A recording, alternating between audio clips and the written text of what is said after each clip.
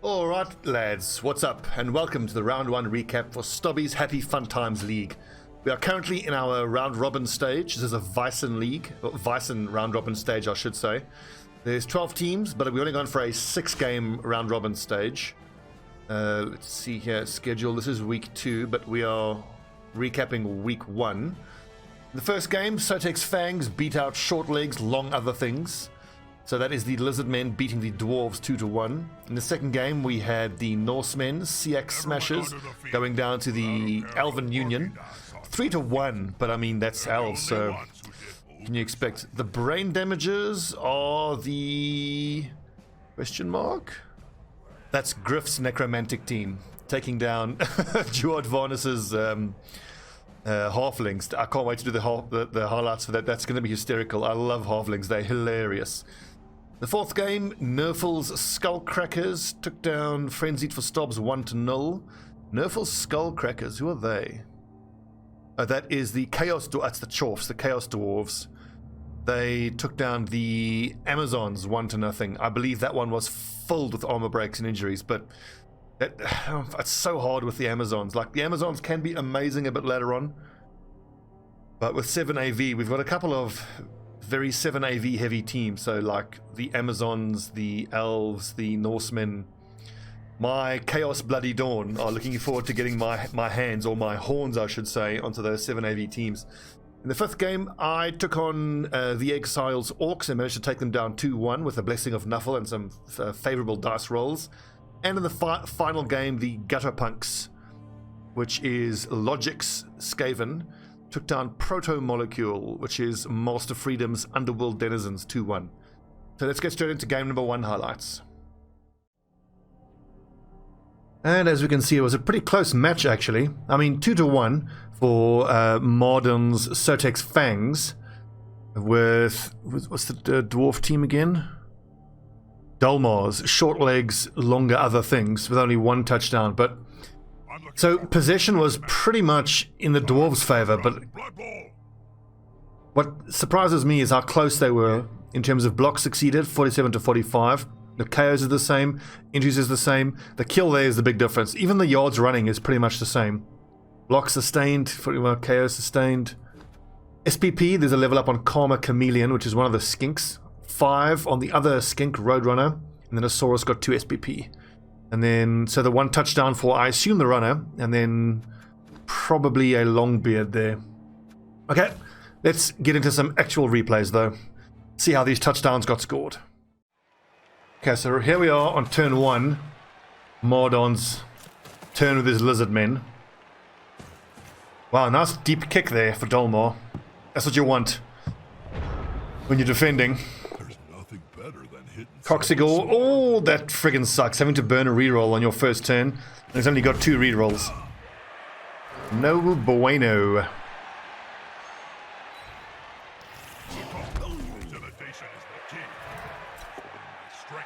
Oh, pow, nice. Oh, what a turn 1 injury. God, that sucks for Dolmar.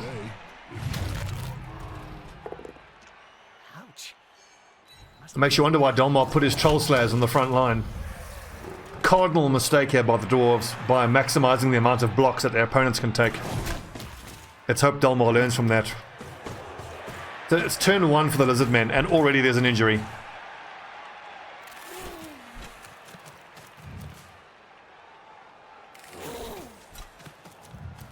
Disgusting little skinks. That's what you would expect. You would expect these little disgusting things to fumble the ball.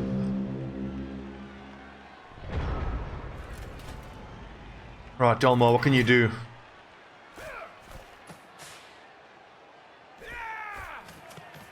I'll say one thing for the Dwarves, they're quite happy to be punching. One little Troll Slayer he's taking a 1 dice block right off the start. That's brave, and they both got dodged, so unlucky there. But I think like trying to just kick the shit out of the skinks is the right thing to do.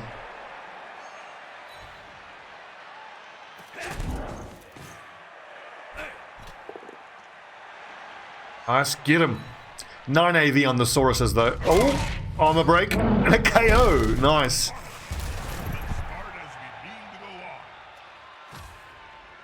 The Sauruses don't have thick skull. No, they got nothing, except a pretty damn good stat line. 6419. Very, very bashy.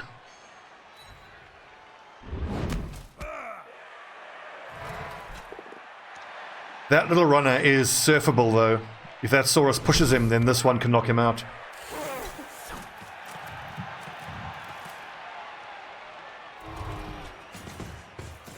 Okay, I suppose, yeah, he wouldn't have to blitz over there. He's grand. He's a troll slayer, he's fine.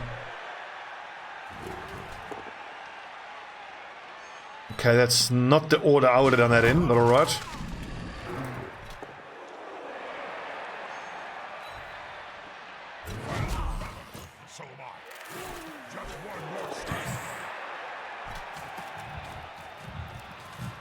Okay, little skinks moving up, fair enough. And here we are on Mardon's turn 3, and that little runner is about to get surfed. Armor break. Dead! Oh, shit!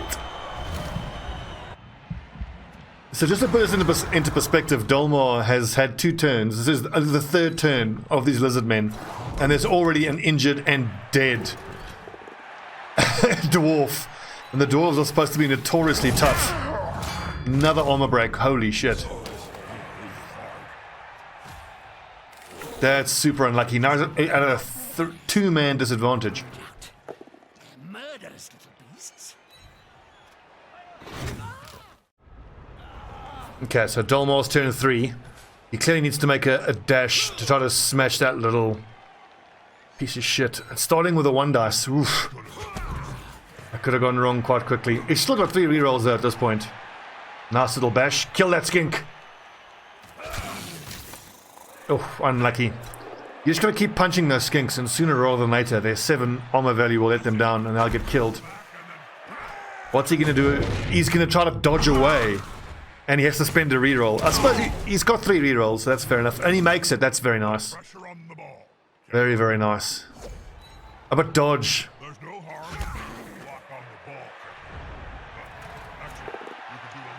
And now, unsurprisingly, I imagine that Mardon is just going to dodge away there and run that ball in. 8 movement ability. 1, 2, 3, 4, 5, 6, 7, 8. He'd have to make 1 going for it. Doesn't even need to dodge away. Just smashes that little dwarf.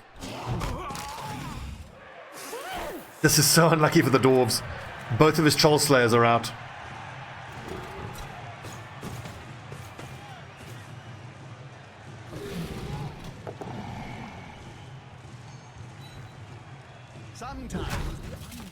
And I'm guessing that he just runs it in then on the next turn, I imagine. Okay. Okay, so we rejoin the action on turn 5. This will be Dolmar's drive now. Sure hands, nice. And he needed that reroll as well. Oh, I see the other troll slayers back on the field. And so is the other Saurus, so that puts Dolmar at a 2-man disadvantage. Yeesh. And he keeps rolling powers.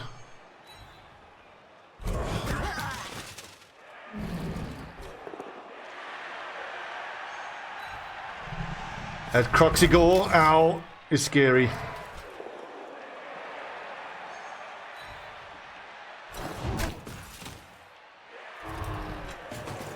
Big blitz. Hungry Saurus. Already got 2 SPP from injuring that 1 dwarf. This is looking pretty scary. Oh god, for that runner. And here come the skinks. Disgusting little pieces of shit that they are. The blitz has already been used though. Did he have to blitz there? I think he did. This could be fun, especially if a ball holder goes down. He's on him now, like a halfling on a hot dinner. So close. Oh, another surfing candidate. Oh, what do you do here as the dwarves? It's not easy.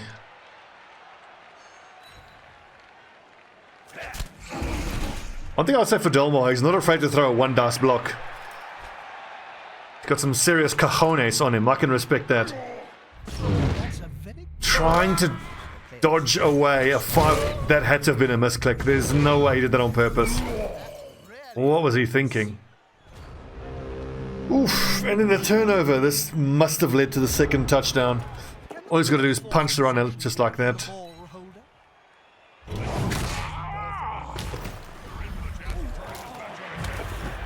Right into the hands of the skink. Oh, that's disgusting. Oh, that's so disgusting. Fucking lizard men.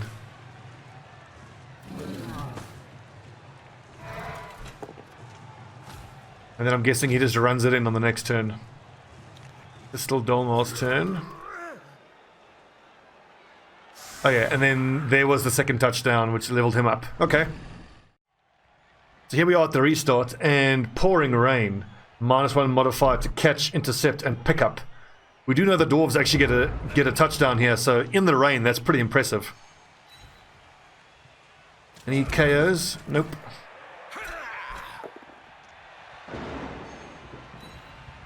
There's no way it happened on this turn, so we'll rejoin the action right before the last touchdown.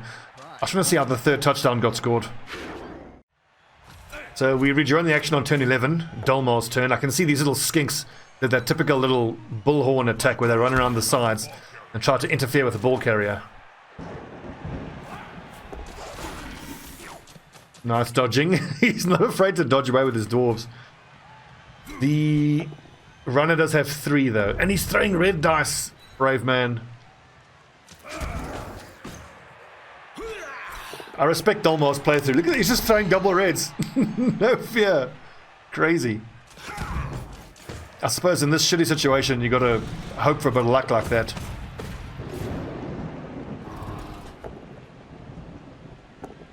Oh, out of rerolls. And that didn't help him. That was quite key for Dolmar there. Surely he runs it up the flank here. Surely. I mean, as great as these Sauruses are with their strength, the fact that they don't have block, it's a similar thing that I find with my Chaos lads, my Chaos warriors. The lack of block is such a liability. Not just in the fact that you end up failing your blocks, but because you have to end up spending your rerolls on rerolling block dice rather than ball handling dice. Is the assist going to be enough to come out on top? They push the back. Just a bunch of pushing, but I want to see what Mardon does for his defense here. That's quite a mismatch, Bob. Oh, that's 2 turns in a row where he got turned over. When you're taking one skull blocks with block disadvantage, by block disadvantage I mean the guy throwing the block doesn't have block and the guy receiving the block does have block. That is so risky. Okay, and then he goes for it and fucks it up. But with rerolls, that's interesting. See, I would have blitzed the little skink because the skink would be the only one who can catch his runner. But he has marked the skink at least. And he's put a longbeard, no, a blitzer in contact, so that's a double dodge. Ooh, armor break. And a stun. And he tried to, okay, so that's interesting. He was about to get surfed and he chose to throw the block rather than just trying to dodge away. In that situation, I'll just try to dodge away because even if you fail the dodge, you'll at least land in the square that gets you away from being surfed. Oh! Oh god! Oh, no, Mardon, sorry. It's very noticeable having only 2 rerolls and he had to burn both his rerolls on block rerolls. Okay, so that's how it ended. Congratulations to Mardon for winning 2-1, but at least Dolmar can feel happy he managed to pull back 1 touchdown out of that. Good game, boys, good game. Okay, friends, so in game number 2, we had Frosty Towel's EU rules, that's the Elven Union. And then we had the CX Smashers, who belong to William Slayer, that's the Norse team. I suppose, unsurprisingly, the Elves won because of, you know, elf bullshit. But it looks like at least these Norse were able to get a touchdown back. And only 14 armor breaks, not a whole lot. Ball possession, as you might expect with the Elves. Loads of passes, loads of catches. They're all got 4 edgy, don't they? Only 2 blocks. Wow. 4 KOs, 2 injuries. Oh, let's get into it. Okay, kickoff. And the Elves get an extra team reroll. Not like they need it with their 4 edgy. So the first thing that jumps out at me is the fact that William Slayer has no team rerolls. I mean, admittedly, all of his lads have blocks, so he's pretty damn good at blocking, but one roll goes badly. Oof, no rerolls. Okay, Apo on Fossey Towel. And 2 replacements for William Slayer. That's interesting. So he probably could have gotten a couple of rerolls, but he's rather gone for the extra lineman, which I assume is because the majority of his lads have 7 and 8 AV. Or 7 AV, they've all got 7 AV. He's expecting it to get injured. And here's where the elf bullshit starts. Look at this. Jesus Christ.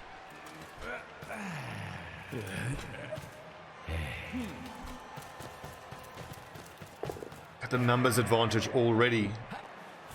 Smart play from Frosty. Forcing his opponent. Oh my god, already picks it up. Oh, and fucks up the throw. He's going to re-roll that, surely.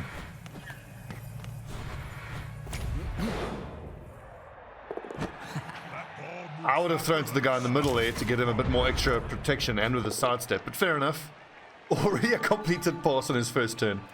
Fucking Elves, man.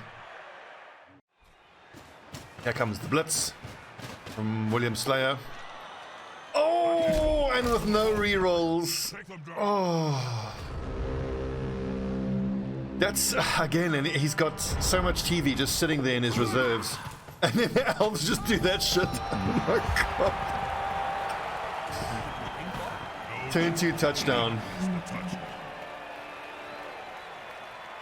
So I've heard guys say that the Elven Union are supposedly the weakest of all the elves. It's still, even the weakest form of elf bullshit is still elf bullshit. Okay. So, this is the Elves' drive now, and they got another 5 turns to score again.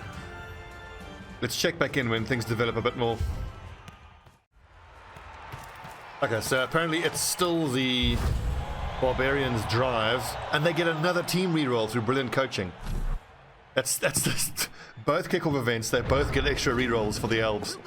It is so unlucky. For the Norsemen, of course, it's unlucky.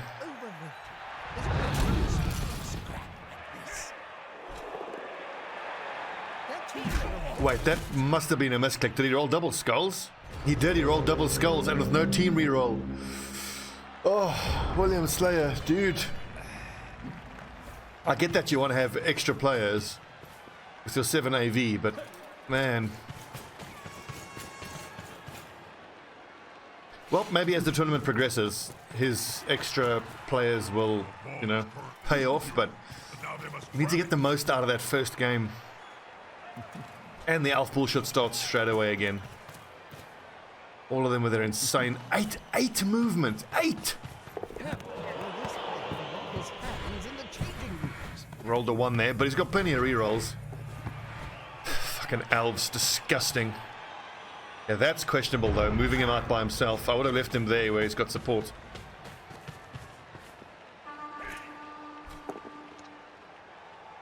Pow.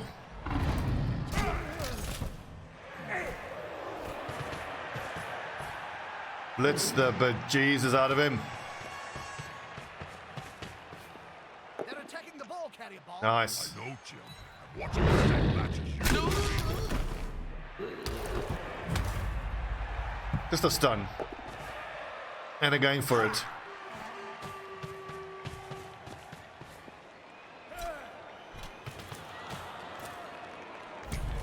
I'm keen to see how the Barbarians get a touchdown back. If they do it all. Well, it's a push. Unlucky. He's on him now. Okay, turn 4. Prepare for more elf bullshit. His thrower completes a short pass. It's just SPP. It's crazy. Frosty Tower was quite fortunate to be one of the guys who got an elf team. I believe it's the only elf team we have in the tournament. Interesting end of the turn there. He could have done some punching or some dodging away, but alright. Ooh, and there's the first injury. No long-term effect. At least 2 precious SPP though. Yeti doing work. Which of the barbarians got the SPP? It was the lineman. Okay. Well, what I would like about these Norsemen is that even their linemen have block right from the start.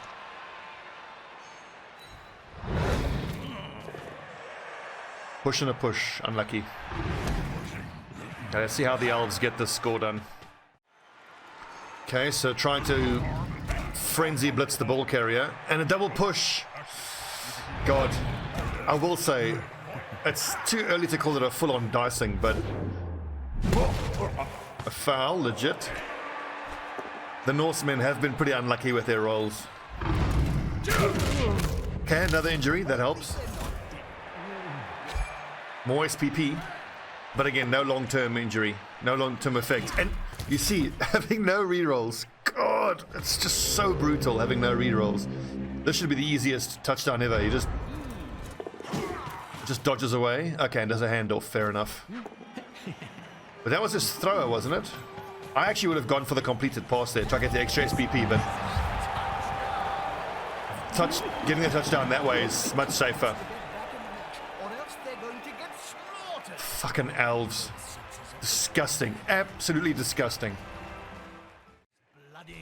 Okay, so the first thing to note was that at that kickoff event on turn 6, both teams got an extra team reroll. So finally, William Slayer gets a reroll. And It's the other team's turn.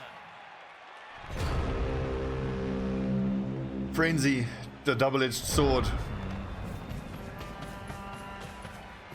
Oh, William Slayer, dude. Like, I mean, he's been so unlucky with his rolls, but look at all that team value just standing there. I suppose he couldn't have known which team he'd be playing against when he was setting up his own team. I mean, I think he's got the 2 extras expecting to be up against a bashy sort of team, but this is... Oh, God. Reroll, it's easy. He's got 3 of them. Now, there were 6 completed passes, remember. This is probably the 3rd one. Fucking Elves. Ugh. Now, Frosty Towel is probably one of the least experienced players in the league, but... I mean, he has a major advantage of having the only elf team in the league. Probably the only team that is comparable with their bullshit would be the Amazons, but they only have 3 Agi, and they got the absolute shit kicked out of them in their first game.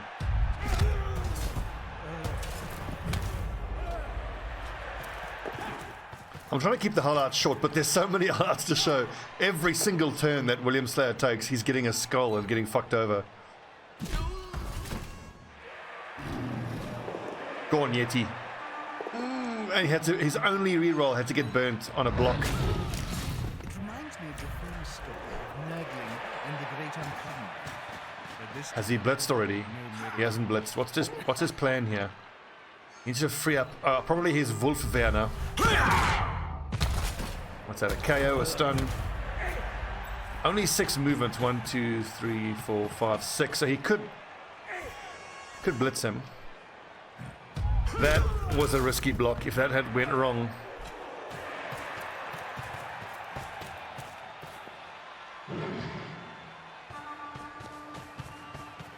Gotta make him going for it. Oh no, he doesn't actually. Actually, that was a little unlucky. What he needed there was a push. Maybe could have knocked him out, but got the knockout anyway. Pick up the ball? And of course not.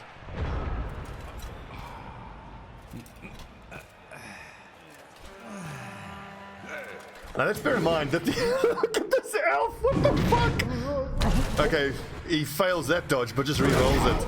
So, he double dodged and picked up while the ball's being interfered. And interception! And then that's the half, I think. That is one action-packed first half. Fucking hell. Can he score this turn? 1, 2, 3, 4, 5, 6, 7, 8. No, he can't.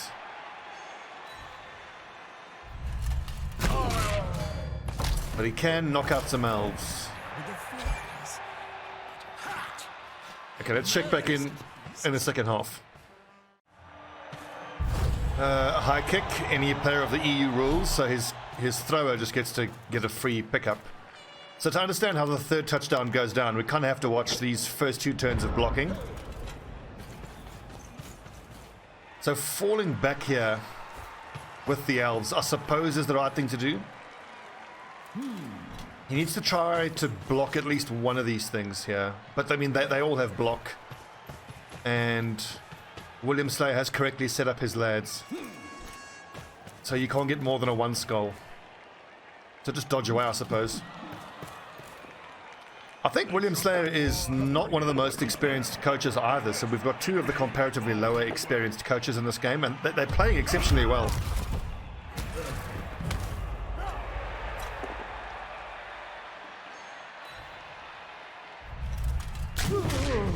Another KO. It is worth knowing that both of the knocked out elves got up at the half-time mark.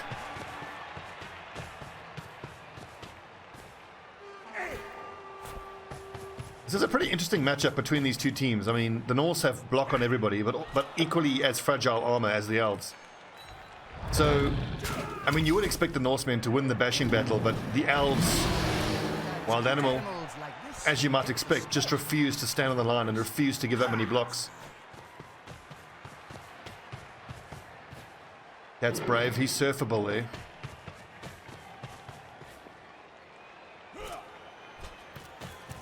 Okay, let's go to the next turn.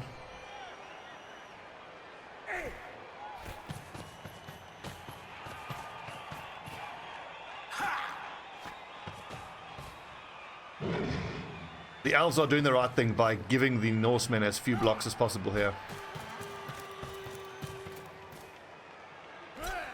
And it's so frustrating when you're playing against these elves. Like, you feel like okay, I'm at least going to mark that player. But marking someone usually means nothing because... Foul. Legit. Doesn't roll double, so doesn't get sent off. Legit foul. So marking the elves feels so frustrating because unless you double mark them and, you know, mark them side by side, they just have to not roll a 1 and they just dodge away. Oh, was that that was a failed GFI? Oh no, my mistake. He's on the ground.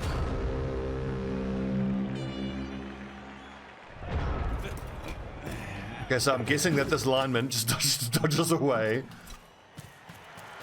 Thrower, is he going to pass to his lineman? What is he doing? This is the 5th completed pass and catch. And it's a brand new team. They don't even have any extra pass and catch skills. It's just the usual 1000 TV elf bullshit.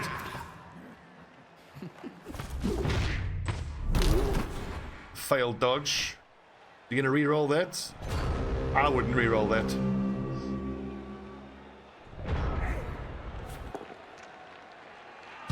Okay, failed block. I'm gonna skip ahead. Okay, so it looks like... Yeah, that lineman just broke free and just ran it in. Which is fair enough. Easy. Okay, let's just see how the Norsemen got their touchdown. Okay, so we rejoin the action where the Northmen picked up the ball from the back line. And the thrower completed his pass. But that runner... Why does the runner have Dauntless? Anyway, the runner messed up his catch. And they lose possession. If they were vulgar enough, the player could spit into the end zone. Now, unluckily for the blitzer, he had to spend his reroll on the pickup attempt. And it failed going for it. Okay, so finally the dice starting to be a little bit more forgiving for William Slayer. Rolling up into his head. And again, excellent play by Frosty Towel by just refusing to give William Slayer blocks. Gets the pow. It's a solid tackle. Kill the fool carrying the ball with his stubborn. And gets his thrower with only 2 turns left. Wow. And it's a long bomb. which he makes. Great job, William. And runs it straight up the middle. I didn't realize there was so little time left for William Slayer. But I mean, look at this man advantage now, which is what you would expect playing against Elves. Against any of the dodgy teams like Elves or Rodents, and if you're a bashy team, they are going to score on you repeatedly in the first half. It's just a question of can you grind them into the dirt before they score too many times that you can't recover, which is what's happened here. Wild Animal. These big players can be such a liability. I think Wild Animal is not as bad as Really Stupid though, because even when you get Wild Animal to proc, you still get your tackle zones, I believe. So after declaring an action, roll a d2, adding 2 to the roll if taking a block or blitz. So on a roll of 1 to 3, Wild Animal does nothing. Okay, so as long as he's blocking or blitzing, he just has to not roll a 1. Well done, and that's the game. So, man, I feel really bad for William Slayer after watching that. It's bad enough getting the standard elf bullshit, but then the rolls he had in the beginning. Oh, Nuffle totally blessed the elves. But then again, you can make the counter argument that by not giving yourself any re-rolls, you're setting yourself up for that. Good game, boys. Good game. I mean, I can only count to. So the next game was Griff 92's Necromantic, the brain damages, up against Duard Varnus's the never-dying halflings. 3-0. Now, I imagine this is a pretty typical stat line for this matchup, for Necromantic versus Halfling. Halflings are such an interesting team. They just seem crap, don't they? But I've seen guys win with them. 68 ball possession, it's not surprising for the Necromantic. It's so hard to get the ball off of these guys when all you have is 2 trees and some halflings. 0 passes, no catches, 30 blocks to 22. So the blocks actually aren't that desperate, but unsurprisingly, when the average AV on the, well, all the halflings I think have, what, 6 AV? So more than half the time their armor's going to break. 92 yards running, 1 injury inflicted, but 4 casualties sustained. That should be quite entertaining to see. I imagine that would be as a result of thrown halfling attempts that didn't work. So, let's get into it. So here we are at the setup, and the first thing to note is that Duard Varnus's halflings, with their halfling chef, stole the only reroll that the brain damages had, and they've now got 3. Or he didn't have any to start. Also notice that there's a 3rd tree on the field. Throw a rock, Trevenant suffers an injury. Oh, are you kidding? Oh my god! Oh, Duard Varnus, dude, before the game even fucking started, you throw the kickoff, and all of a sudden, oh my god, that's so unlucky. Oh my word. Okay, so forget what I said about there being 3 tree men. There's only 2 tree men. One of them, as you can see, is a star player, though. It's worth noting that Duard Varnus, in setting up his team, got level 1 stadium enhancement and got the Nurgle altar. So star players are cheaper, but this is Griff's home game, so the Nurgle altar wasn't actually a factor in this game. Ghoul with the ball. Okay, we'll check back in before something else interesting happens. Okay, so we check back in on Duard Varnus's second turn, trying to dodge away, and gets an injury. Oof, unlucky. That was brave, trying to dodge out of 5 tackle zones, but he kind of had to. He was just going to get smushed anyway. That should be a fairly... Yeah, he just runs it in, doesn't he? Okay, on the next turn. God, these little halflings with their 6 armor value. Oh my god. This must be quite common, though, for halfling teams. 2 turns in, 1 injury, 2 knockouts. You hate to see it. And another knockout there. I mean, pretty much almost every time they get hit, there should be a knockout. Or an armor break, I should say. Stunned. Okay, so he just runs it in. Fair enough. That's the first touchdown. Okay, so here it's turn 6. It's Griff's brain damages. Does that flesh golem have mighty blow? He does not. But with only 6 AV, he probably doesn't need it. Oh! No long-term effects. Still, ouchie. Big ouchie. And this should be a fairly easy touchdown here for Griff. After just continuously smashing these little halflings. He's just got to pick... Actually, I imagine he'll blitz there, pick it up and run it in. Dodge. I mean, theoretically, if you can get a halfling... Just dodged away. Interesting, okay. If you can get a halfling leveled up and somehow give them block, they can be hard to knock down.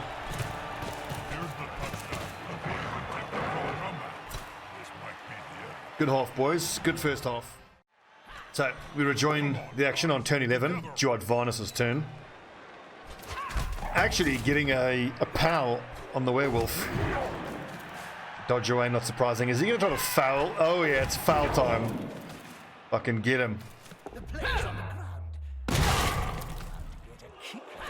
Alright, didn't break the armor. Does that count as SPP? I believe it does. No, it does not. That was technically a handoff. And he's just moving his trees. Oh, no, you kidding. It's the throw. Oh! 6. Gee, you need a 6 to actually stick the landing. Now, I can well imagine he would have aimed that throw over here, but because of the scatter, it landed right between these lads, making the landing so hard. Halfling, dude. It's fucking so hard to play Halfling. And here, lad's gonna get surfed, isn't he? Oh. Ponto Carrot injured. No long-term effects. And that's SPP. Oh no, it's not, because the injury comes from the out of bounds.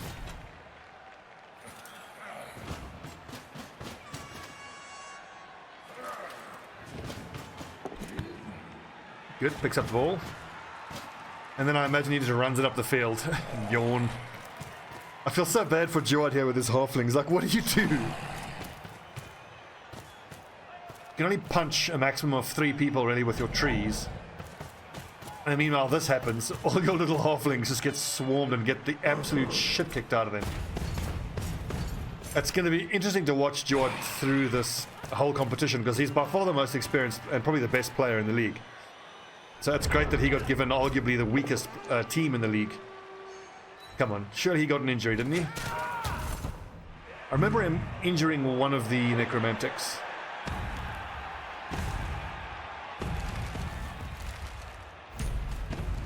Oh no, he's gonna throw the halfling at him.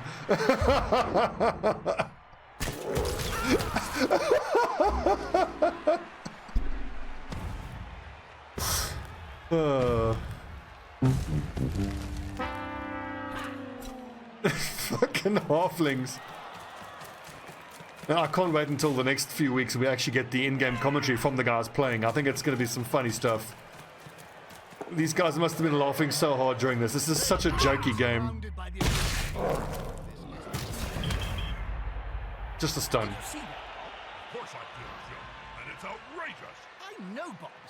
And that counts as a turnover. Yep. That's easy. He just runs that cage up, and then these trees probably can't reach him. Only 2 movement allowance.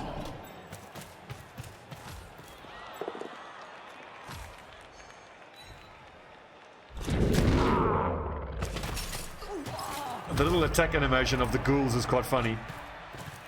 And we know there's one more injury coming, so that'll be interesting to see where that comes from.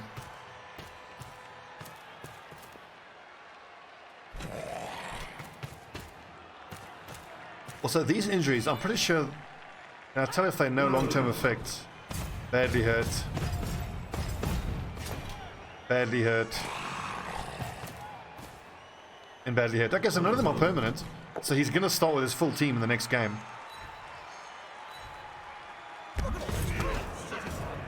Okay, we'll check back in once we find out. Ooh, the double skulls, last reroll.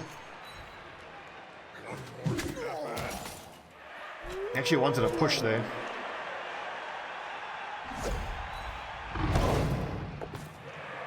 And there's the pow with claw. So actually something I want to read about how claw works, because so when an opponent is knocked down by this player during a block, any armor roll of 8 or more after modifications. What did it say? Any roll of 8 or more automatically breaks armor. Oh, so he actually claws doing nothing against these halflings because they have less than 8 armor.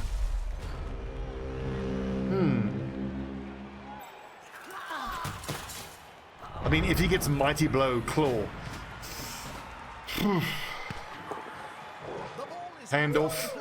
Touchdown. So Claw seems pretty cool. I think I need to try to mutate Claw on some of my Chaos lads. Okay, so we can assume he runs that in. I'm just going to find out where the last 2 injuries happen, and I'll show you guys that.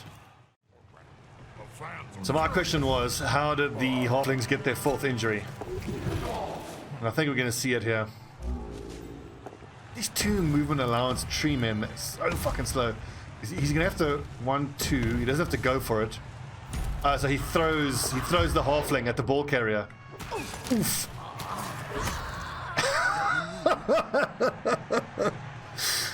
So I assumed when I saw the scoreline and the amount of injuries that this was going to be a real SPP farm for Griff, but can't give your opponent SPP if you injure your own players.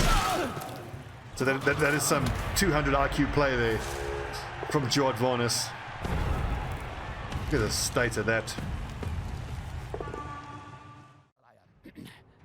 I clearly misremember the injuries inflicted. Somewhere else, Oh, they didn't inflict any injuries. Okay, fair enough. So, interesting game. In terms of the SPP, there's 6 on Kakin Pelan, which I believe is his one dire wolf. Actually, let's go take a look at the teams to see how those were spent. Griff, team roster. Okay, so unsurprisingly, he took block on his werewolf, which makes sense. Mighty Blow must have been tempting, but does he have to roll doubles for strength? Okay, fair enough. So, okay, wow, he gets easy access to Agi and General. Okay, this I think is one of the scarier teams in the league, and Griff is one of the better players. Jord, unfortunately, no SPP other than the MVP on Bob Clubfoot. Hard game. I do not envy this lad. Fucking hell. Just notice though that when he's playing at home, he is going to have the Nuffle Altar. So during the inducements phase, star players cost 50k less. That could help him. Interesting game. Very, very interesting game. Hard luck for the Never Dying. Okay, so game number 4. Nerfle's Skullcrackers versus Frenzied for Stobbs. So Nerfle's Skullcrackers is whose team? Doesn't matter, we'll take a look at it in a sec. But right away, just a 1-0 scoreline. So not that many touchdowns, but oof, that's scary to see that one of the Chaos Dwarf blockers got a level up. And that Huntress Blitzer got a level up as well. I mean, she starts with Blodge. I shudder to think what she gets given on her level up. Statistics-wise, ball possession, pretty even, actually. I mean, you'd expect it to be a little bit higher with the Chorfs because it's so hard to get the ball off them. 72 blocks succeeded. Whoa! It's going to make for interesting viewing because I don't know why an Amazon team would think they could go toe-to-toe with the Chorfs. I mean, I suppose it's because it's so hard to dodge away from them. 5 injuries inflicted. Oh! 0 kills at least. Look at how few yards running. 72 blocks sustained. Holy crap. Let's get into it. So first thing to note is that the Chorfs chose to go for a Minotaur and a Bull Centaur. Most often when I'm in the open ladder, I tend to see 2 Bull Centaurs and not take the Minotaur, which is interesting. But Frenzy, Mighty Blow, 7 AV. There you go. First injury. That's gonna happen.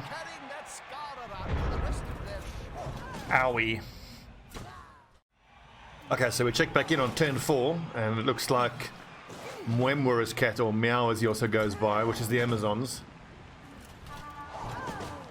He's got to stand up a lot of his players. What's his play out? I think he's going to go for the handoff and then run it in. 6 movement, 1, 2, 3, 4, 5, 6. 1 going for it. Oh, unlucky. Well, that was just very simple. So I'm pretty sure that the rain adds a -1 modifier to the handoff as well. That's unlucky. You got close to scoring there. Okay, so turn 6 for the Dwarfs. Oh, another injury.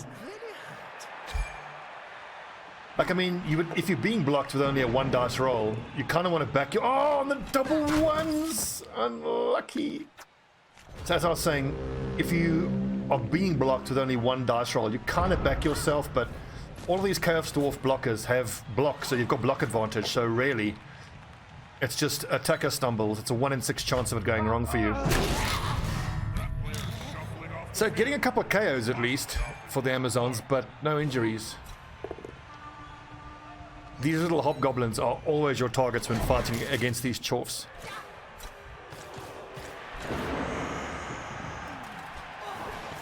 Like in this situation, picking the ball up is so hard.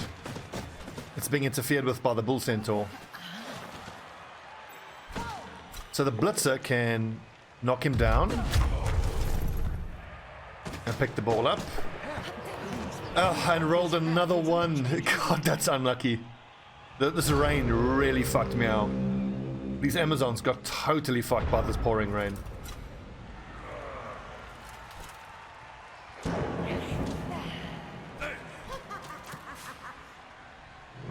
And at this point, the Amazons are 3 players down. Ouchie. Did he have any reserves to start? 1, 2, 3, 4, 5, 6, 7, 8, 9, 10, 11. He did not.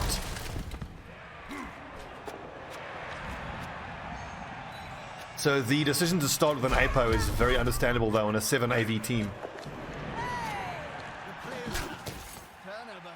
Are the Amazons that expensive that you can't start with an APO and rerolls?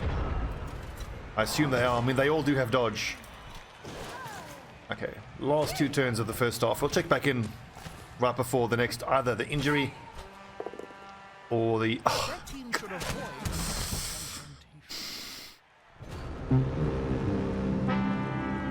The skulls. Fucked by the skulls. Because 2 big guys is always better than... Injury? Nope, he's fine.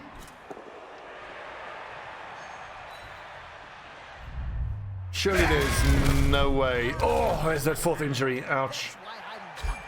Niggling injury. And he APOs it, at least only for the miss next game. So I kind of go back and forth about the whole starting game 1 with an APO. I do know that when I play open ladder, I tend to not buy an APO until I have some players who are leveled up.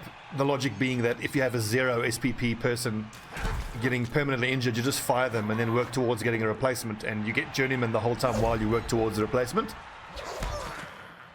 But I suppose if you're in a tournament as opposed to open ladder, I can well understand why you might want to spend that extra on an APO right away.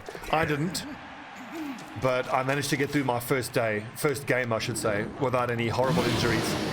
And the wild animal. Good half, boys, good half.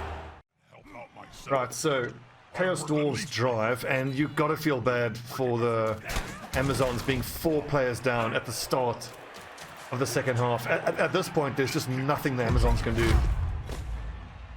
It's times like this, if I'm playing the Amazons, where I kind of just feel like just standing to the side and just let them run past, because really all that's going to happen with the Amazons here is they're going to keep suffering more injuries and KOs.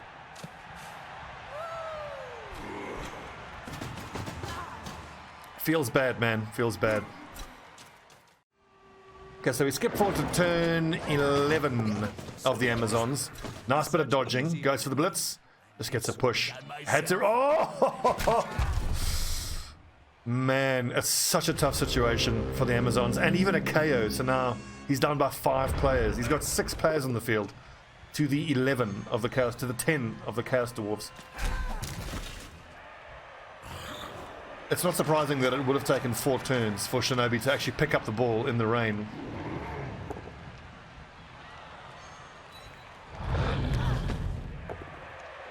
And a pow. Ooh. Ooh. No long-term effect at least. Now down to 5 players on the field. And there's still 5 turns to go. Ugh. Well, Meow, I will say, God, this is such a shit situation. I feel bad for you, buddy. I feel very bad for you. There's just nothing you can do. It's so disheartening. That's Blood Bowl.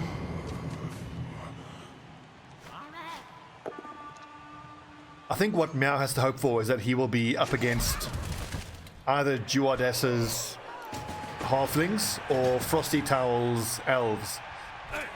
I feel like one of the other fragile teams is what the Amazons need to get back in the league. Because even though they're fragile as well, with all of their block advantage, they should back themselves to quite comfortably win the bash exchanges against the Elves. They could even do well against me because I don't have any block on my team. Oh, nice! At least got something back, so there's 2 SPP there. 1, 2, 3, 4, 5, half his team.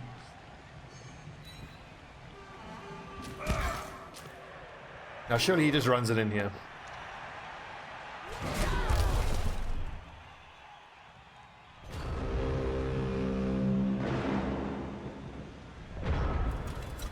Yeah, maybe that line woman could dodge away and get a blitz in. Don't think so. Yeah, that makes sense, because if you've... Oh, okay. That's one of the rerolls, one of the rolls he didn't need. Okay, nice, nice dodge though. At least force the Hobgoblin to make dodge rolls, but that woman is just going to get blitzed by the Minotaur. Or by the other Hobgoblin. I suppose the Hobgoblin blitz is the safer option, because there's always a chance that the Minotaur will wild animal. And he runs it in. Okay, good game. There it is. And then, anything horrible happened in the last 2 turns? Jesus, look at those poor Amazons. Look, at least he managed to APO the niggling injury away from his blitzer, so I believe those are all just badly hurt, and 2 of them will miss the next game, but this is just so tragic. 1, 2, 3, 5 people on the front line.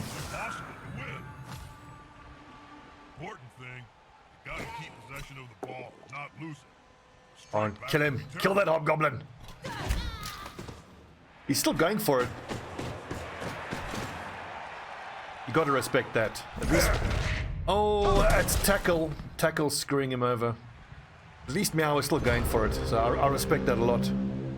Still trying to get the draw. Absolutely have to Oh, and gets the pow. You got to feel bad for Meow there, because all he needed was to not get powed, and the Bull Centaur gets the pow.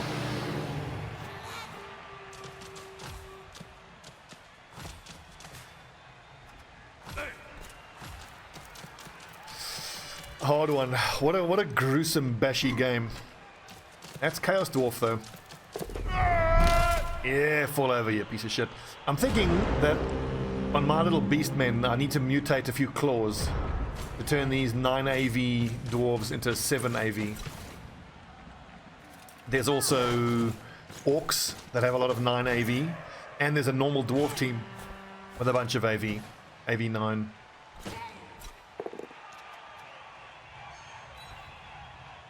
Go on, Meow. Kill him! And I think that's the game. He can't run it in from there, I don't think. Fucking the ball handling in the rain. The pouring rain the whole game made it so hard. Well, GG. And commiserations to Meow for getting all those fucking injuries. SPP, loads of SPP. That's 12, 16, 18 SPP for the Dwarfs. And only 7 for the Amazon. But at least he got a bit of luck there in that the one person who got the injury also got MVP, so got the level up. Let's take a look at the teams and see what they did with their level ups. Mordon, there we go. 830 team value. Oof. 2 of them missing the next game, so he's going to have 1, 2, 3 journeymen in the next. Mighty blow. That's actually pretty fucking scary. Block, dodge, mighty blow. I know who I'm going to be blitzing every single fucking turn if I play against these guys. Zandali the Huntress. Like, I get why you give mighty blow. It's important, but you got to admit and realize that you're turning that person into such a target. But I do think that's absolutely the right choice. Nerful Skullcrackers, 70k. Got 2 cheerleaders actually. I don't have any cheerleaders or coaches assistants. Oh wow, he rolled plus strength on the Chaos Dwarf blocker. Ooh, that is scary. That is so scary. His Minotaur got 2 injuries. He needs to inflict 1 more injury and he gets a level up. This team is looking really scary. The Bank of Altdorf. Well, It's said there is good no game, boys. safer place Well for played. your money. That's because they share I the really vault with the don't want to gold come up against those Chaos presents, Dwarves in the next nobody's round. gonna steal from them. On to the next game, game 5. Okay, so on to game 5. This was my game, the Bloody Dawn, versus the Exiles Orcs, called Orc. I was very pleased that I was able to pull out the win, especially considering how comparatively evenly matched the Orcs are with the starting Chaos. Managed to complete the pass, get 2 touchdowns, and he got the 1-1. The ball possession was pretty even. And look at how close the succeeded blocks were. Whereas I got 2 injuries and 2 KOs, so the dice were definitely in my favor. And I got the running advantage, he got the passing advantage. I got 16 SPP and he got 11, so nice for me. And it allowed me to level up one of my beastmen. So, let's get into it. Okay, so we rejoin the action on turn 2 of Orcs turn. First thing to note is the pouring rain. And on the kickoff event, the Orcs got an extra team reroll. Solid, if not spectacular. That's where he manages to get the handoff. And at this point I realize I'm in a lot of trouble because he's actually able to blitz down my beastman and all my other lads are already marked. There were a bunch of times that my 8 armor value beastman got hit by his Orcs and the armor didn't break, so that's where most of my good fortune came in. Now here I'm trying to free up one of these lads to be able to go blitz that blitzer. But this annoying little goblin piece of shit kept on rolling. Yeah, because he got dodge, so just push.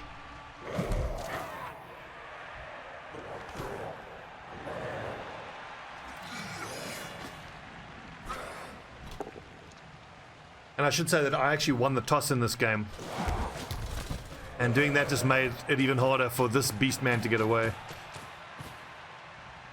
1, 2, 3, 4, 5, 6. Yeah, he would have to go for it. And then that's what pretty much ensured that he got the touchdown there.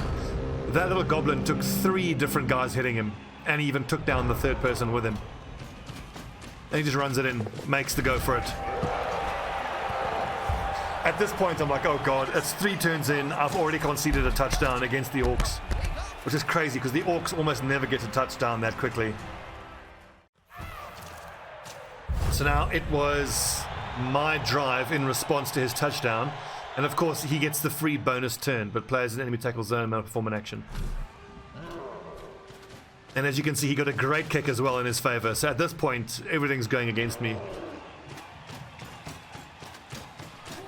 This is such a bad situation for me, having his blitzers run around the sides.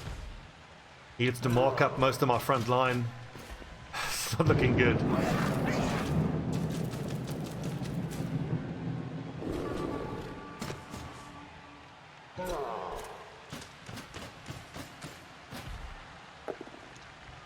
And I get a push. That was good. I needed that. Intimidation is the key. It's one of my strengths I was I will say that right off the start, I was so happy to see that he went for the troll and goblin combo.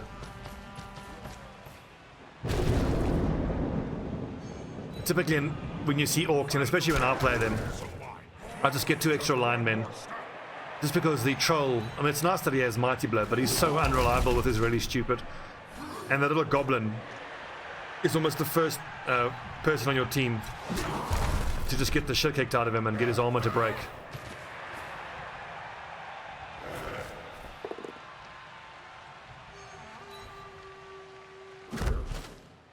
And at this point now, I'm just thinking how bad it is that I've got all of these guys running up onto my ball carrier. At least I was able to knock that guy down next to the side of the field. That was big for me.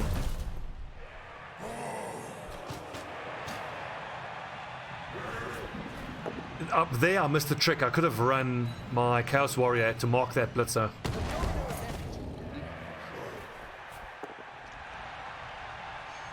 Yeah, he was stood there. He could have gone 1, 2, 3, easily marked that blitzer, and would have put him into a strength disadvantage. And that's what forced me into this horrible situation here, where I've got these orcs closing in on my ball thrower.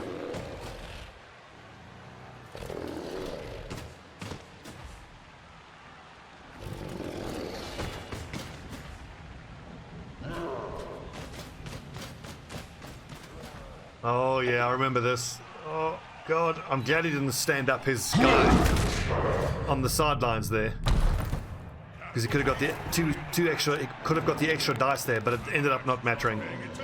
And now I'm like, oh god, it's turn 4. He's already scored. He's got both kickoff events in his favor. I've got a knockout. He's swarming my ball carrier. Look at this. Is such a fucking horrible situation.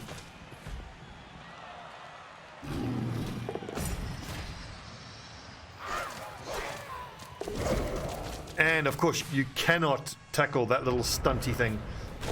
So like here, I'm like, how the hell do I stop him from scoring on me again? I've got my ball carrier outnumbered 4-1. So I already recognize at this point that the only way that I might have a chance here is to just offload the ball. I have to get the ball out of my half.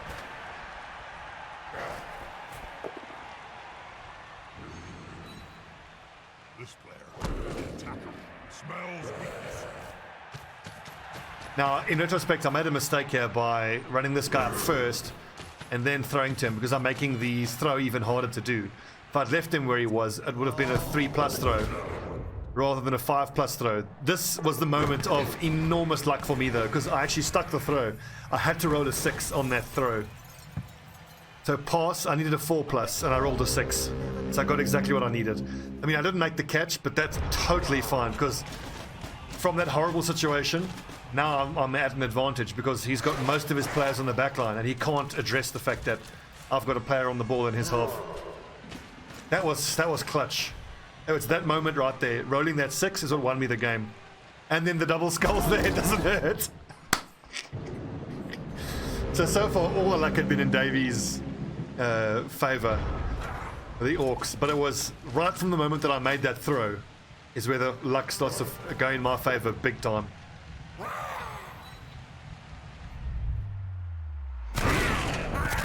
Nice! There you go. That looks painful. And this is exactly why I'd never put a goblin on my team. He's just gonna get focused. You just focus the shit out of him. I had to burn a reroll there, but it was worth it. And I just ran it in on the next turn. Whew.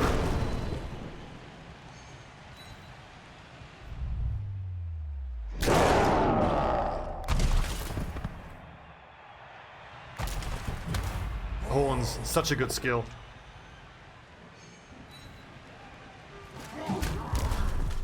Okay, we'll check back in after I score the touchdown, because I'm pretty sure there's a bit of bashing, and then on the next turn I'll just run it in for my first touchdown for the equalizer.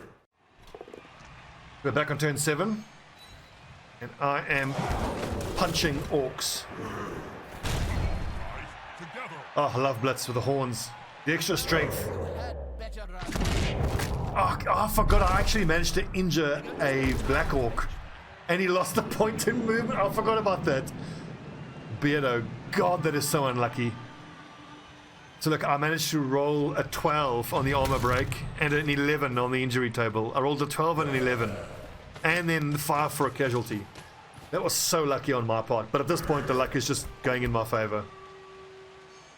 It just shows you in those first 5 turns, I was getting rammed by the luck. The dice rolls were just fucking me so hard. And sometimes on open ladder, you'll get someone who, after 3 or 4 turns of getting diced, they just concede.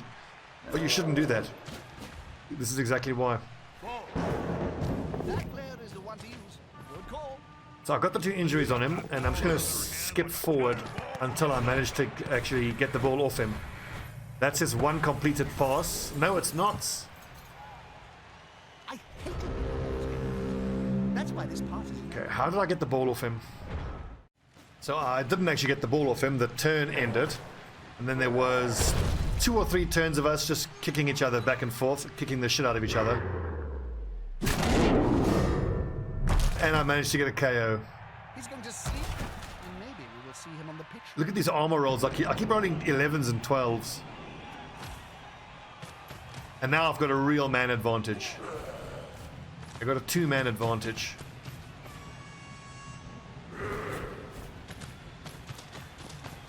And I can't see how I lost the ball after this. I had such a nice screen built for my goat man here.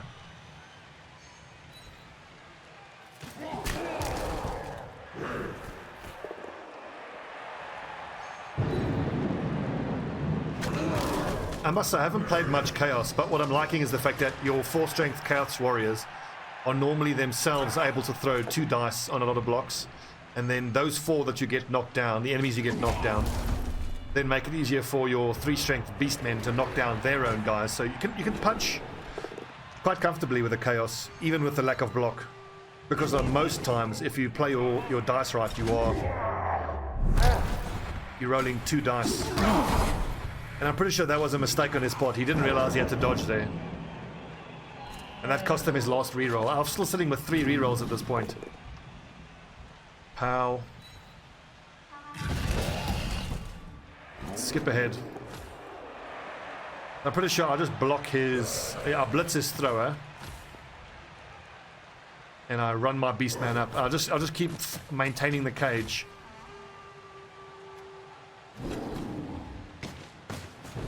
And at this point, he's in desperate trouble because his Black Hawks are so slow and they're marked. His thrower is marked and about to get surfed.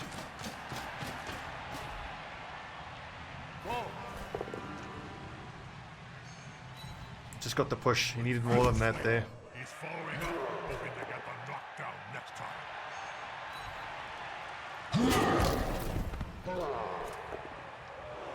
And throwing 1 dice with abandon because he can. He's got block advantage on his blitzers. Smart for remaining upright. Pride comes before. Ooh, down you go, boys.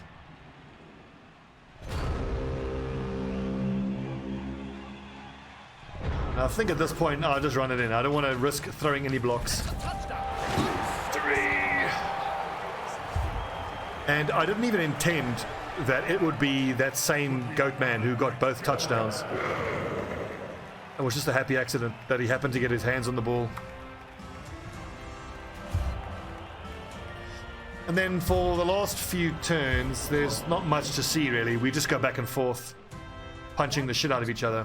Must have the magic sponge this time. Oh no, wait, there was actually one other drive where he almost could have equalized. Let me find that. Okay, so we're back on my turn 15. After a bit of punching back and forth, he had his thrower with the ball and he handed off to his blitzer, who I managed to blitz with my Beastman. And at this point, I'm a little concerned. I've only got one Beastman at the back, marking that ball, and he's got a thrower who's able to break away there. But with my man advantage because of his 2 injuries and the 4 strength on my Chaos Warriors, and then that really stupid, that was so important.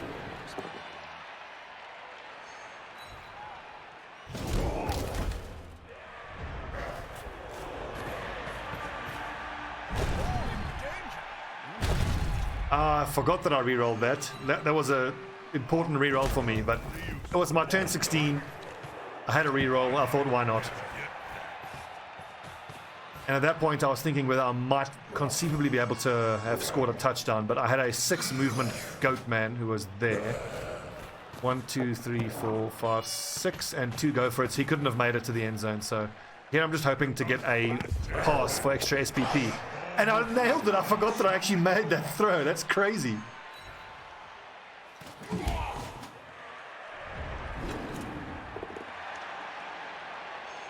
And at this point, it's game over. I know he can't score. Oh, I was so pleased. So pleased. So that is how it ended. The only thing at the end there I didn't include was the armor break by one of his blitzers who actually injured one of my goat men. But thankfully, it wasn't any long-term effect. So I got the one level up after that game on Mutigor, my beast man, who got a touchdown and MVP. That's right.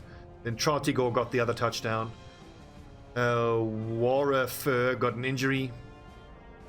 And then one of these lads actually got a completed pass point as well. I think it might have been Minigors who got an injury and a completed pass. One of these two would have been that.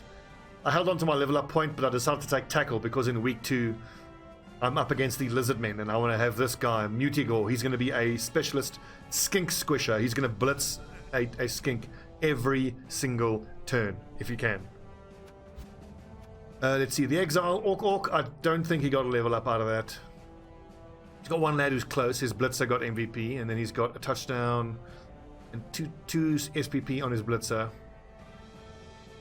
His Black Orc losing a movement allowance is devastating for him. I don't know if he's going to replace the Black Orc, or I would hang on to it honestly, because I think he needs that Apothecary pretty badly, with this little goblin in his team. And the 8 AV thrower, and just, you know, bad luck really. I think he can hang on to that Black Orc for a few more games, and if you keep him near the middle of the pitch, he should be in contact with someone pretty much every turn. So the Exile, that was a great game. I thought I was very pleased to come out on top with that. When I saw the matchup against Orcs, I thought there's no way I'm going to win that game. I was very pleased. Right, on to the game 6, the final game, which was the Skaven versus the Underworld. 2-1 to the Skaven. Let's see how that went. Okay, and our 6th and final game for the first round was Logic's Skaven, the Gutter Punks, took down Master Freedom's Underworld Denizens called Proto Molecule 2-1. I suppose that shouldn't be too surprising. The Skaven are really, really good at scoring, but it must have been an interesting matchup because there's some pretty damn good runners on the Underworld Denizens anyway. Armor breaks actually pretty heavily in favor of the Gutter Punks. A little surprising. 1 touchdown, 1 pass, 2 touchdowns, 1 pass, 1 death though. Oof. Possession pretty much in the Underworld Denizens. Okay, block succeeded, was really close. Massive Bifford fan on 3 injuries inflicted for both. Intimate message. Look at the yards running. Would you like to take a look? Huh? What is Let's get into it. ogre action? So right off the bat, these throw a rock events are the worst. So Logix doesn't even get to take a turn yet, and one of his lads gets stunned. Hard luck. Bunch of vermin on vermin hits here. One thing that's going to be interesting is to see how the Warpstone Troll fares against the Rat Ogre. The Rat Ogre is probably my favorite big guy. Obviously, it's not great that he's got only 8 armor value, but I think that with Frenzy, Mighty Blow, and Prehensile Tail especially, makes him one of the best big guys.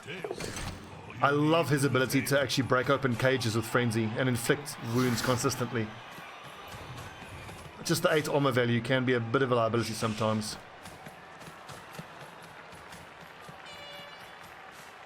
Look at these gutter runners, they're the best. Moves like a brown streak. Well, that's one way to describe it. 9 movement. Unbelievable. It's going to be super interesting to see whether Logix is able to upgrade. Oh, unlucky, and he re-rolled it. He gets the power that he wanted. Down goes the Warpstone Troll. So, well, oh, unlucky. What I was saying is it'll be interesting to see whether Illogix can actually level up any of his gutter runners with plus movement allowance, Because if you roll high enough to get plus movement allowance, making it 10, and you are then able to take sprint and sure feet, you can move, you can one turn touchdown with 1, 2, 3, 4, 5, 6, 7, 8, 9, 10, 11, 12, 13 squares. And I learned that the hard way because I had it done against me before. It sucks. I will say, these little Skaven linemen though, they suck. Their stat line is terrible. 7337. It's fucking stunty little things.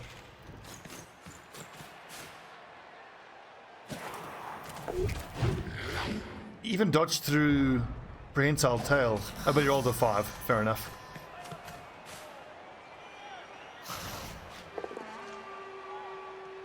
Push.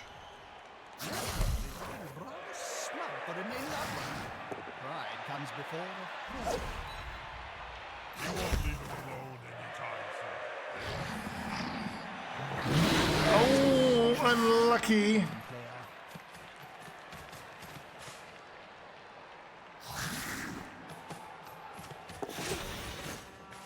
Easy dodge.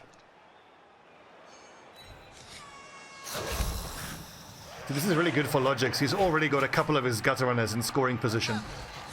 Now, can he hand off? No, he's going to the right-hand side. He's going to short pass and run it up. You sometimes miss the thing. What? If they could hit like they moved the ball, I'd be one happy. The Dodgers just dodging at will. That's a bit of a joke, really. Wow, and then he gets the touchdown. That's amazingly well done.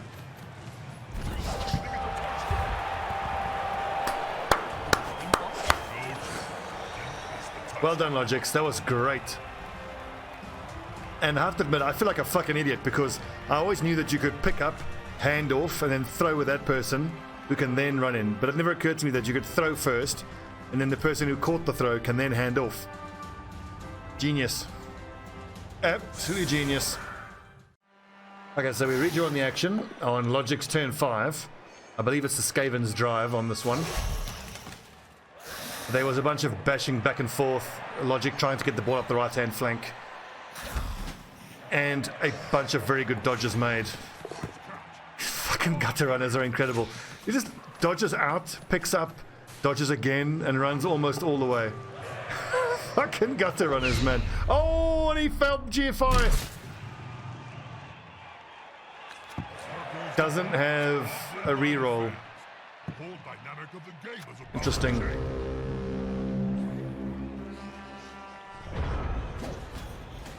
So what does Master Freedom do here? Gotta cover the ball. Don't pick it up on your first action. That's very brave. Very, very brave. So stand up all your boys first. And do the ball handling actions a little bit later if you have safer blocks to do. That's something I've learned over the games I've played. Stunty, easy dodge. I want to see the opposing team have a go at the ball. I really thought he would have dodged that lad away because I think he's surfable now. If this guy just pushes him. Okay, he needed a push there. Then the thrower could have knocked him out of bounds. I wish I'd got Skaven. Skaven are one of my favorites. Orcs are probably my most favorite, then Skaven. Score many touchdowns. Yes, yes. Two big dudes get together and fall on.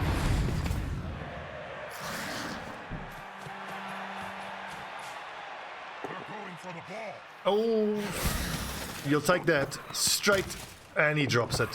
Double ones. Double, look at these ones.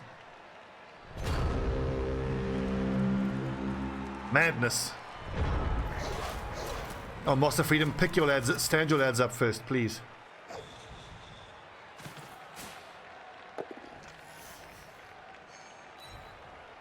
A pow, fair enough. I'll just point out that Master Freedom, Proto Molecule, is down 2 guys. Oh, he actually re-rolled that. Oh! That's why I love And his Underworld Goblin got injured. That's super unlucky. You hate to see it. And I imagine this is where the catcher here gets blitzed. And there's a pretty easy touchdown there. Blitz with the Storm Vermin, surely, and then... I think he can... Alright, I don't think any of his gutter runners actually have enough movement to get in there, pick up and score.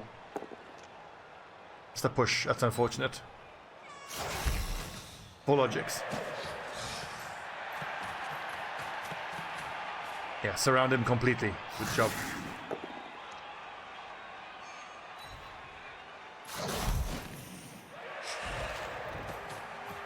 I might have been tempted to actually leave my thrower there. Because now he's opened up that Skaven thrower who can then get up. But fair enough. He probably needs the plus strength to be able to 2-dice the Warpstone Troll. Oh, you hate to see that! Now that this player is down, Misses the next game. That's super unlucky.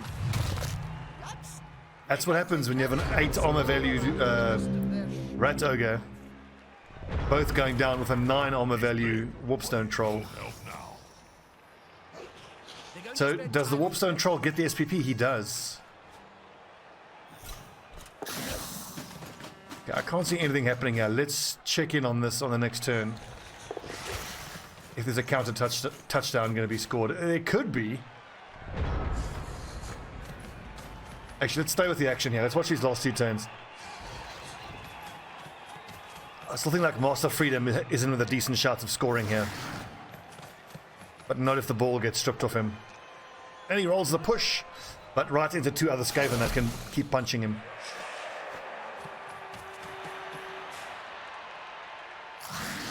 They're attacking the ball carrier, Bob. Unlucky. And that's incredibly hard for Master Freedom to score from there. Ball in danger. And carrier too. Oh, unlucky with the rerolls, dude. Unlucky. Okay, so that's the end of the first half then. Okay, so we rejoin the action on turn 14, if you can believe it. No touchdowns scored for turns 9, 10, 11, 12, or 13 on either side.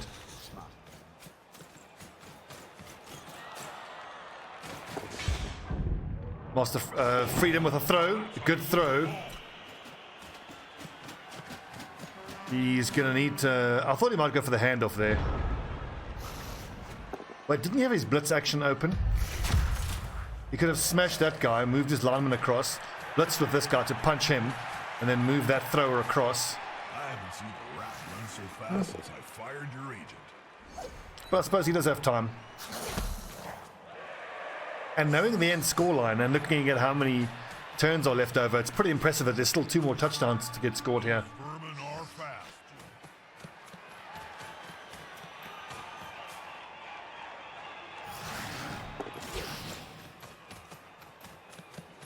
Dodgy dodge, fair enough. And makes the going for it. Oh, fails the going for it without the reroll. Now, is there a strength differential between these guys? Yes, there is. Search for Nitro here, the Skaven Blitzer. It should be a simple double dice block and then run it in. 1, 2, 3, 4, 5, 6. It should be quite simple.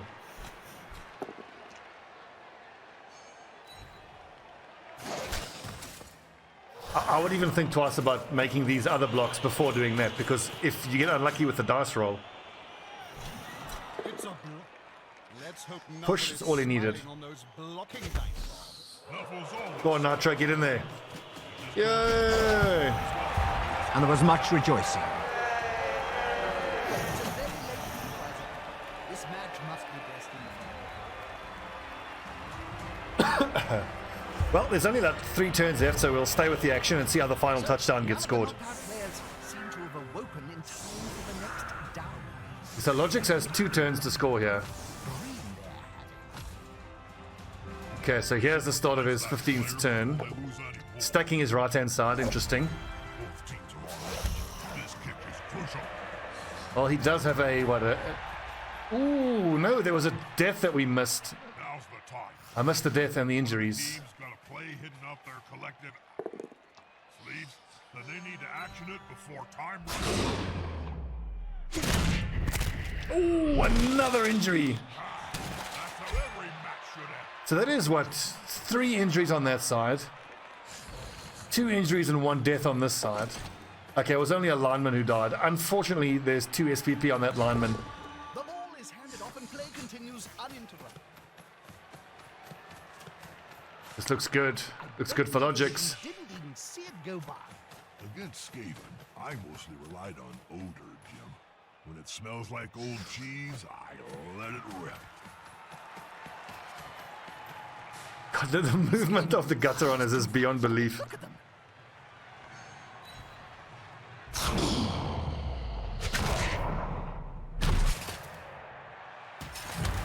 Stunned. Here is Master Freedom's last attempt. How does he get the ball off of that gutter runner in this situation? I don't think he can. Dodgy, stunty, easy.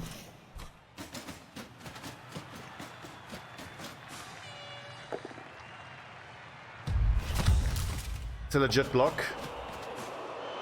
But that's still only 1 dodge that gutter runner has to make. I think that's probably the best he could have done in that situation. This is bigger than ham joints. It reminds me of the film Nurgling and the Great. No miracle. Down you go, and this should be quite easy to just run it in here.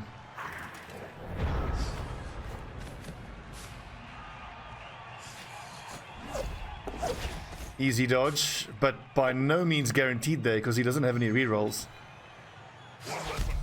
Pushes away, and then it should be an easy couple dodges. 2 dodges, but the winning touchdown. Well done. Good game. Save yourselves! And so the kicking team go into the lead. Can the opponents do anything? And that's the game. Okay, so well played, boys. That was a super interesting matchup. Underworld Denizens versus Skaven. Pretty evenly matched, actually. I mean, clearly the Underworld little goblins are no match for the gutter runners. But the Underworld guys do get a stronger big guy. Take a look at the level ups. Okay, so Logix is holding his level up until he knows which opponent he's against. That opponent won't have to deal with the Rat Ogre, though. So he's got a leveled up gutter runner. I can well imagine he's going to try to give block to that gutter runner. So a blodging gutter runner is so hard to get rid of.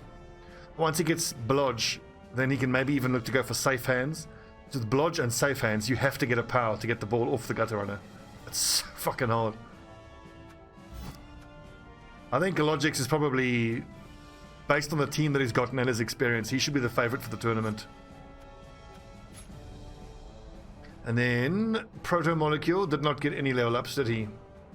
So he's got 4 SPP on his Warpstone Troll, which is great for him. He needs 1 more armor break.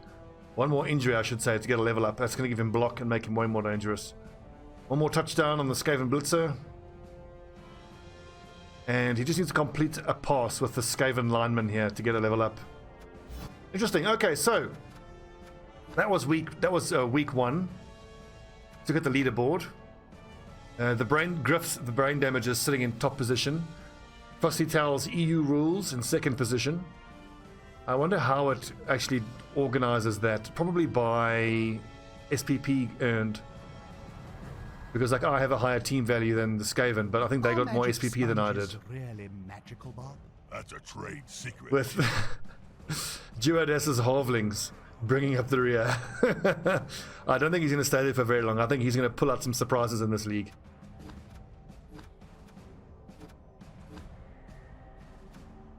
Where do I see the Bloody Dawn? I want to see like the top players. The Hall of Fame. Oh, Mutigor in number 1. Misfits in number 2. And Zondali the Huntress in number 3. Yeah, boys, go on, Mutigor. Okay, friends, thanks for watching. That was the week 1 highlights package. Tune in next week for the week 2 highlights package of the Stobbie's Happy Fun Times round robin stage.